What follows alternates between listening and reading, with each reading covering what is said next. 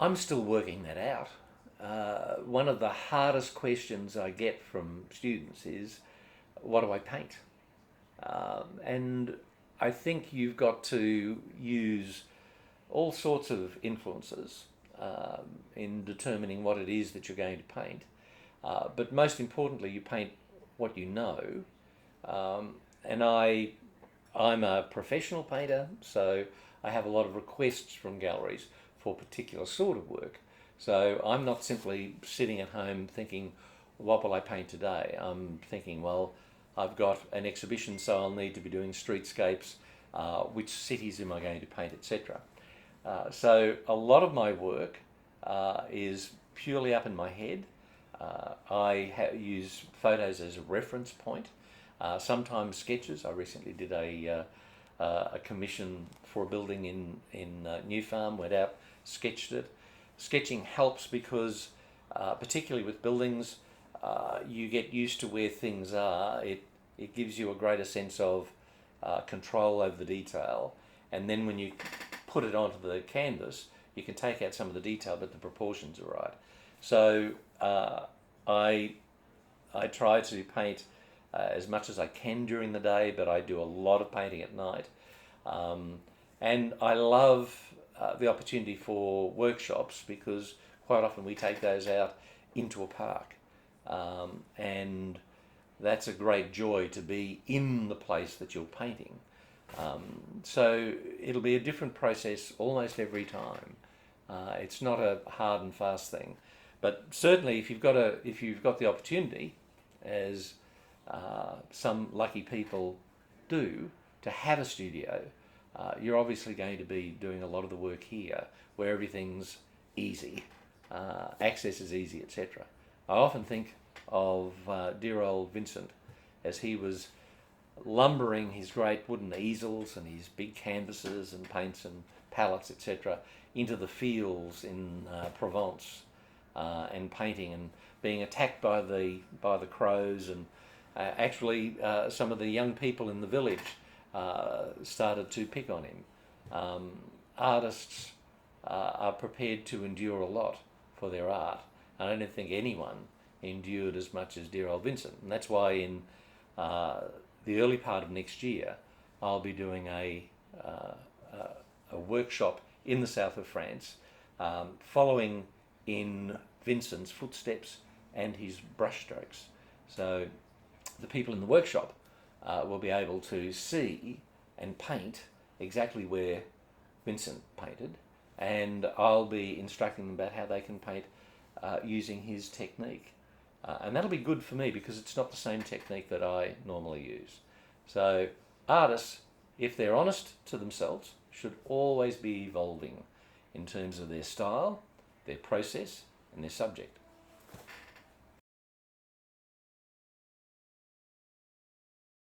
I couldn't be anything other than an artist. Uh, there was never any question that I needed to express myself in drawing and in painting.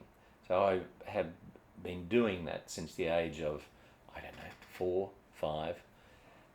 My dad used to paint as a young child, and he had a box of oil paints that he gave me when I was probably about 13, and they were around about that size, and there were tiny, tiny tubes of oil paint.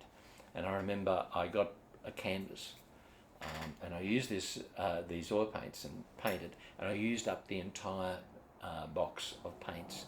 Dad was horrified. Those paints had lasted him for about 10 years during his youth, and I'd used them up on one painting. What we have these days is limitless opportunity. If we are lucky enough to live in a country like this, we have the ability to buy art materials that are relatively inexpensive. No one has to sweat over a tiny box of oil paints. You can buy that for a relatively small amount of money. So we have opportunity in this country. I went to Myanmar about 7 years ago with a whole bunch of paints and brushes, and I was determined to do some painting with students, with kids in schools over there. what I didn't realise was not only did they not have paints and brushes, but they didn't even have paper to do any paintings on. So when we were painting on the walls, on vehicles, on lampposts, etc. That was the only place they could paint. So we have opportunity in this country. There's no excuse for not grabbing that opportunity. A lot of people won't take it because of the other important ingredient in success, and that is attitude. What's up in our head? So many people I meet say, "Oh, I can't paint. I can't draw a straight line. I can only draw stick figures, etc., etc."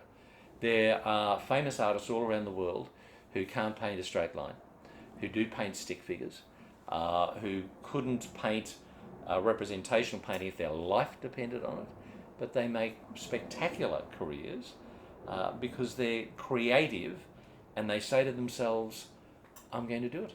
So it's grasping the opportunity and having the, I guess, mental attitude to say, "I'm going to do something about this."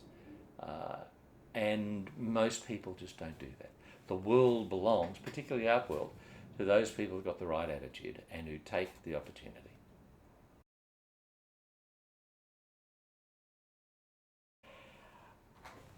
I think I tend to separate out the various categories of art, the various forms. I'm constantly interested in the idea of an author's life, a filmmaker's life, a sculptor's life, an artist's life, and how a painter's life, and how they're different. I've got a daughter-in-law who's a wonderful filmmaker, a son who is a musician, another who's a writer, and everyone operates, all of those artistic professions operate quite differently.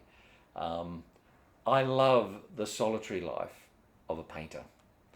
A filmmaker is inevitably involved in a team of people, quite a large team, putting together a whole bunch of music, sound, film, setting, etc., editing.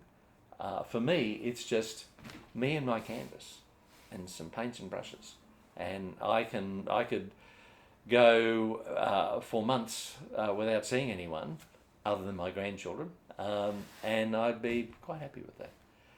So I love the solitude of it, the soulness of it. In terms of other art forms, well, I listen to music and I enjoy that, but I don't believe that it changes the way I paint, except when I'm conducting with my paintbrush.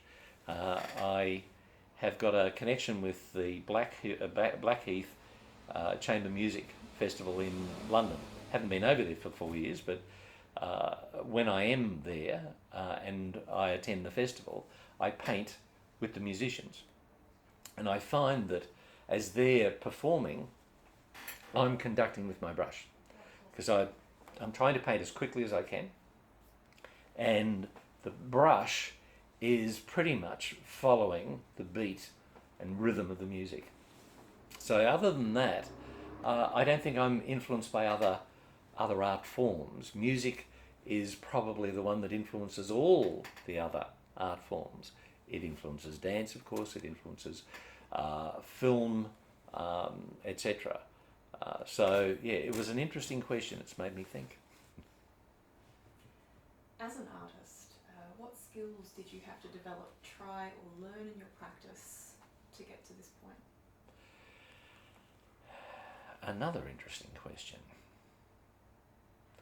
I think the most important skill for an artist is perseverance. Again, that's a mental state.